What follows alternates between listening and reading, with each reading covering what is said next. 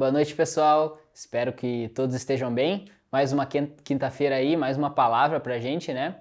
E hoje a gente vai estar refletindo lá em Êxodo, capítulo 18, dos versículos 13 até o 24, sobre alguns aspectos da vida de Moisés e de seu sogro Jetro, tá? Pra gente tentar responder uma pergunta que é: será que o cristão ele deve criticar?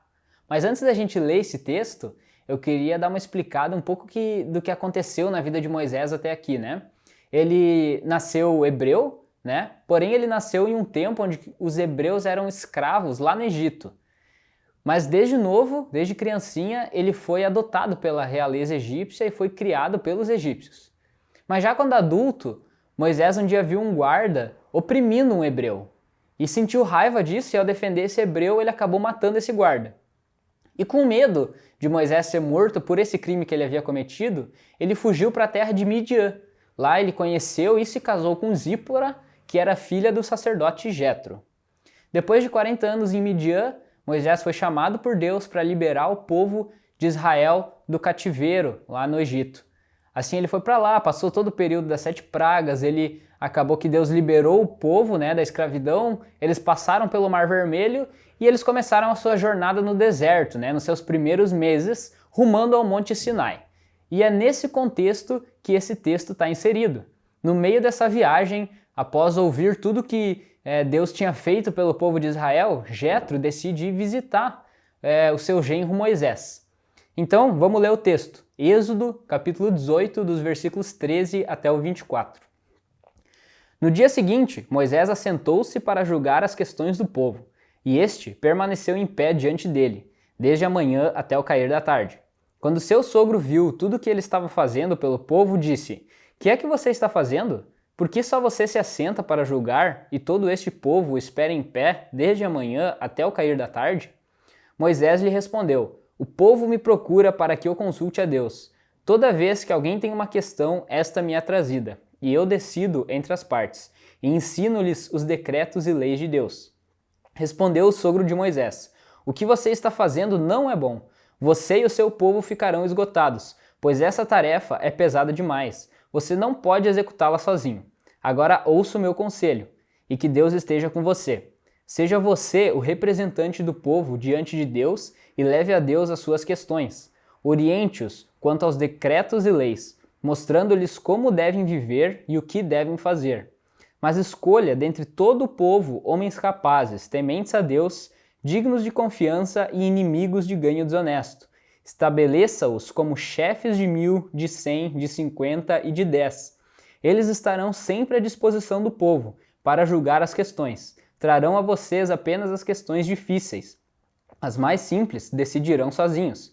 Isso tornará mais leve o seu fardo, porque eles o dividirão com você. Se você assim fizer, e se assim Deus ordenar, você será capaz de suportar as dificuldades e todo este povo voltará para casa satisfeito.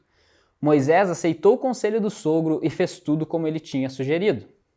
Bom, essa história mostra um momento em que Moisés ele se assentou de manhã para julgar o povo, ou seja, ele pegava questões que precisavam de um juiz para decidir. Então Moisés estava fazendo esse papel de juiz perante o povo. Só que ele ficou lá o dia inteiro fazendo isso, porque era muita gente, muitas questões para serem resolvidas.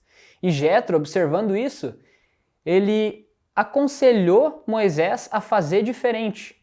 Ele aconselhou Moisés a escolherem homens honestos dentro do povo para serem líderes ou juízes dentro de pequenos grupos, e assim eles julgariam casos menores. E Moisés continuaria sendo um líder supremo, um líder maior, e julgaria os casos mais difíceis, né?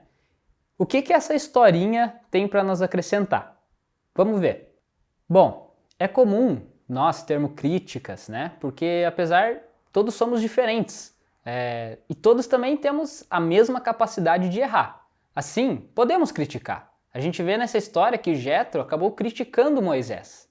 Mas a grande pergunta é: como um cristão pode conciliar a crítica com a santidade? Ou melhor, como um cristão pode criticar sem pecar?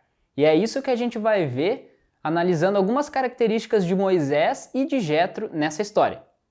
A primeira atitude de Jetro foi observar. Isso está aqui no versículo 13, vamos ler. No dia seguinte, Moisés assentou-se para julgar as questões do povo, e este, ou seja, Jetro, permaneceu em pé diante dele desde a manhã até o cair da tarde. Vemos que Jetro, ele não chegou dando porrada em Moisés. Ele primeiramente ficou um dia inteiro ao lado de Moisés, observando o que Moisés estava fazendo, vendo o que estava acontecendo, para assim ele saber o que criticar. Isso funciona para nós da mesma forma. Nós, antes de criticarmos qualquer coisa, devemos observar o que está acontecendo, observar quem está fazendo, como está fazendo, pois a crítica ela não serve para que façamos as coisas do nosso jeito, mas que possamos melhorar aquilo que já está sendo feito. A segunda atitude de Jetro foi criticar. Vamos ler o versículo 14. Quando o seu sogro viu tudo o que ele estava fazendo pelo povo, disse: "O que é que você está fazendo? Por que só você se assenta para julgar e todo este povo espera em pé desde a manhã até o cair da tarde?" Já no versículo 17, Jetro fala para Moisés: "O que você está fazendo não é bom." Ou seja, Jetro criticou Moisés. Mas repare, Jetro, ele foi direto na fonte, ele foi direto a Moisés. Jetro não foi fazer fofoca para outra pessoa, Jetro não foi buscar seguidores para juntar uma rebelião para derrubar Moisés do governo, não. Jetro foi falar com Moisés a fim de auxiliar Moisés no ministério dele, para que o ministério de Moisés fosse mais eficaz. E é isso que nós devemos fazer com a crítica.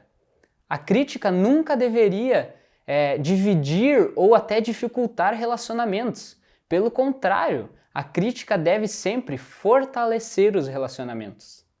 A terceira e última atitude de Jetro foi solucionar. Isso estão nos versículos 19 até o 23. Eu não vou ler aqui por questão de tempo, mas se a gente olhar bem, a gente vê que Jetro observou, Jetro criticou, mas além da crítica, ele trouxe uma solução para Moisés, buscando ser um auxiliador de Moisés, tornando o ministério de Moisés mais eficaz através da crítica, trazendo uma solução para o problema que Moisés estava passando. Isso que é ser igreja, isso que é ser irmão em Cristo. É tu olhar para a dificuldade do teu próximo, é tu olhar para a dificuldade que ele está passando dentro do ministério, dentro do trabalho, dentro da escola. É você observar isso, é você criticar isso e é você ajudar essa pessoa a buscar uma solução para esse problema. Porém, eu tenho uma má notícia para dar para vocês.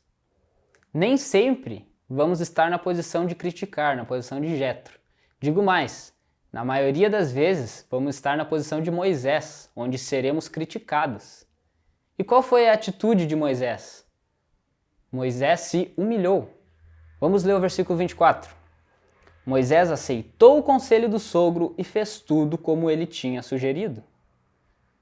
O momento que somos criticados é o momento onde a gente larga o nosso orgulho, a gente olha para essa crítica e a gente olha para essa solução que nos foi trazida e a gente reflete se essa solução é verdadeiramente bíblica, é verdadeiramente condizente com a palavra de Deus.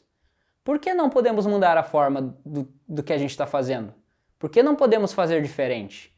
Nem sempre nós vamos ter a resposta para tudo. E não faz mal, é isso mesmo, isso é ser humano. Ser humano é ser falho. Mas ser humano também é ter alguém no meu lado, podendo me ajudar com aquilo que eu estou fazendo. Então, sempre que formos criticados, vamos largar o nosso orgulho e vamos aceitar essa crítica. Vamos aceitar essa solução, sempre que essa solução e essa crítica forem condizentes com a palavra de Deus. Ao final de tudo, tentando responder a pergunta, um cristão deve criticar? Eu diria sim, um cristão deve criticar. Mas antes de tudo, o cristão deve observar para procurar a raiz do problema.